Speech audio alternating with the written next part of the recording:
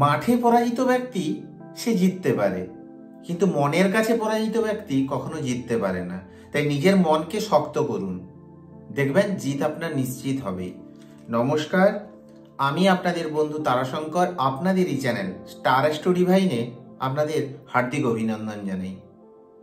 এমনিতেও কিন্তু নতুন বছর আসছে, আপনারা অনেকদিন ধরেই অপেক্ষা করছিলেন যে নতুন বছর আসছে আপনাদের কেমন কাটবে, বা নতুন বছরে আপনারা কি কি পেতে চলেছেন, বা কোন কোন বিষয় আপনাদের সাবধানতা অবলম্বন করতে হবে, সবকিছু বিষয় নিয়ে কিন্তু আলোচনা করব। আপনার সমস্ত ধরনের কোয়ারি নিয়ে আলোচনা করব। কারণ বিশ্বরাশি হচ্ছে কি, বিশ্বরাশির অধিপতি হচ্ছে কে? স্বয়ং হচ্ছে শুক্রদেব। আর আমরা কি জানি, শুক্র হচ্ছে কে? আমাদের শাস্ত্রে যাকে মানা হয় আপনার হচ্ছে মেটেরিয়ালিস্টিক সুখের কারক গ্রহ, বা ভৌতিক সুখের কারক গ্রহ। শুক্র মানে কি? আপনার ধন টাকা পয়সা। শুক্র মানে কি? আপনার বৈভব। শুক্র মানে কি? আপনার ঐশ্বর্য।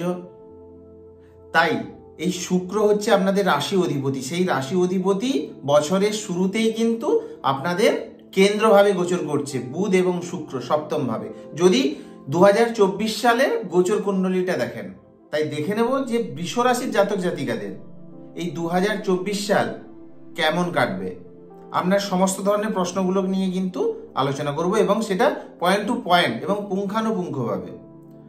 এবং যদি গোচর কুণ্ডলীর কথা বলি, তেমনই কিন্তু যে আপনার কর্মভাবের অধিপতি স্বয়ং হচ্ছে শনিদেব, সে কিন্তু পুরো বছরই কিন্তু আপনার কর্মভাবেই গোচর করবে।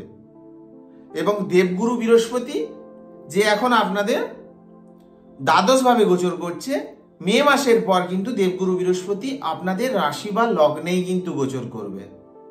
ফলে কি, বিশেষ করে বৃষ রাশির জাতক জাতিকাদের 2023 সালের থেকে 2024 সাল অনেক ভালো, অনেক শানদার হতে চলেছে। কারণ রাশির একাদশ ভাবেও কিন্তু স্বয়ং রাহুদেবের গোচর। রাহু যখন একাদশ ভাবে গোচর করে তখন কিন্তু হঠাৎ করে আপনাদের অর্থপ্রাপ্তি ঘটাবে বা আর্থিক শ্রীবৃদ্ধি ঘটাবে। তেমনই কিন্তু বৈবাহিক জীবনকেও কিন্তু শানদার করে তুলবে। যেমন 2023 সালে বৃষ রাশির জাতক জাতিকাদের জীবনে কিন্তু উত্তার চড়াও ছিল, কিন্তু সেটা 2024 সালে কিন্তু সেটা ওভারকাম হতে চলেছে। 2024 সাল আপনাদের অনেক ভালো যাবে।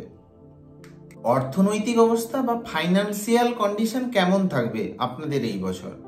না দেখুন, পয়লা মের আগে পর্যন্ত কিন্তু যে হচ্ছে আপনাদের আয় ভাবের অধিপতি সেই দেবগুরু বৃহস্পতি, সে থাকবে ব্যয় ভাবে। মানে কি, এই সময় আপনি যা আয় করবেন সেটা কিন্তু ব্যয় করিয়ে দিতে পারে, বা বেফিজুল খরচ কিন্তু এই সময় আপনার বৃদ্ধি পেতে পারে। তাই এই সময় বিশেষ করে পয়লা মের আগে পর্যন্ত আপনাকে প্রপার প্ল্যানিং করে কিন্তু খরচ করাটা জরুরি। তবে পয়লা মের পর দেবগুরু বৃহস্পতি কিন্তু আপনাদের রাশি বা লগ্নে আসবে, তখন কিন্তু আর্থিক দিক থেকে যেমন আপনাকে শ্রীবৃদ্ধি করাবে, আপনার আর্থিক দিক থেকে ফাইন্যান্সিয়াল যে কন্ডিশন সেটাকে কিন্তু ইমপ্রুভ করাবে। আর্থিক দিক থেকে শ্রীবৃদ্ধির কিন্তু যোগ দেখাচ্ছে বিশেষ করে পয়লা মের পর। তবে একাদশ ভাবে রাহু কিন্তু সারা বছরই থাকবে, তাই হঠাৎ করে বা অচানক সূত্রে অর্থপ্রাপ্তির যোগ কিন্তু এখানে তৈরি করছে। হঠাৎ করে অর্থপ্রাপ্তির যোগ বা অচানক অর্থপ্রাপ্তির যোগ কিন্তু একাদশে রাহু এখানে আপনাকে দেবে, এবং সেটা কিন্তু পুরো বছরই। তবে বিশেষ করে পয়লা মের আগে পর্যন্ত দ্বাদশ ভাবে বৃহস্পতি থাকার দরুন এই সময় যেমন আপনাদের একটু বেফিজুল খরচ করিয়ে দিতে পারে, বা যে কোনো ধরনের রোগের কারণে হোক বা যে কোনো অন্যান্য যে কোনো কারণে এই সময় কিন্তু আপনাদের বেফিজুল খরচ হয়ে যেতে পারে। তাই এই সময় বিশেষ করে পয়লা মের আগে পর্যন্ত কিন্তু আপনাদের প্ল্যানিং এর সহিত খরচ করা উচিত, এবং পয়লা মের পর কিন্তু পুরো বছরই আর্থিক জায়গায় শ্রীবৃদ্ধি, স্টেবিলিটি সব আপনারা দেখতে পাবেন। আর্থিক অবস্থা ভালো থাকবে। স্বাস্থ্য কেমন থাকবে এই বছর আপনাদের? না দেখুন, স্বাস্থ্যের বিষয়ে কিন্তু এই বছর আপনাদের এভারেজ দেখছি। কারণ বছরের শুরুতেই কিন্তু রবি এবং মঙ্গল রাশির অষ্টমে গোচর করবে। ফলে কি, এই সময় বছরের শুরুতে আপনাদের একটু মানসিক অ্যাংজাইটি, ডিপ্রেশন বা হালকা চোট লাগার সমস্যা কিন্তু হতে পারে। তাই এই বিষয়ে বিশেষ করে খেয়াল রাখা জরুরি। বিশেষ করে জানুয়ারি মাস, এপ্রিল মাস, সেপ্টেম্বর মাস আর ডিসেম্বর মাস আপনাদের স্বাস্থ্যের বিষয়ে কিন্তু বিশেষ খেয়াল রাখা জরুরি। তবে যখন দেবগুরু বৃহস্পতি যখন আপনাদের রাশিতে চলে আসবে তখন কিন্তু এই জায়গাগুলো মিনিমাইজ হয়ে যাবে, আপনাদের হেলথ ভালো হতে থাকবে। তবে তার আগে আপনাদের স্বাস্থ্যের বিষয়ে যেমন বিশেষ খেয়াল রাখা জরুরি, যদি কোনো রোগ চলে আসছে সেই রোগের প্রকোপ কিন্তু এই মাসগুলোতে আপনাদের বাড়িয়ে দিতে পারে। তাই এই মাসগুলোতে বিশেষ করে জানুয়ারি, এপ্রিল, সেপ্টেম্বর এবং ডিসেম্বর মাস আপনাদের হেলথের বিষয়ে খেয়াল রাখা জরুরি। আর যখন মে মাসে দেবগুরু বৃহস্পতি যখন আপনাদের রাশি বা লগ্নে গোচর করবে, তখন কিন্তু আপনাদের এই প্রবলেমগুলো ইজিলি সলভ হয়ে যাবে এবং হেলথ আপনাদের তখন ভালোই থাকবে। যারা শিক্ষার্থী বা বিদ্যার্থী তাদের জন্য কিন্তু 2024 সাল খুবই শানদার কাটতে চলেছে। বিশেষ করে কয়েকটা মাস কিন্তু একটু সংঘর্ষ করতে হতে পারে, বিশেষ করে ধরুন মিড এপ্রিল পর্যন্ত একটু সংঘর্ষ করতে হতে পারে, কিন্তু তারপর যখন বৃহস্পতি আপনাদের রাশি বা লগ্নে গোচর করবে তখন বিশ্বরাশির শিক্ষার্থী বা বিদ্যার্থীদের জন্য সুবর্ণ সময় বা গোল্ডেন পিরিয়ড আসতে চলেছে। কারণ বৃহস্পতি রাশি বা লগ্নে থেকে আপনাদের শিক্ষাস্থানকে দৃষ্টি দেবে। আর আমরা কি জানি, বৃহস্পতির দৃষ্টি মানেই কি? বৃহস্পতির দৃষ্টি মানেই হচ্ছে গঙ্গা জল।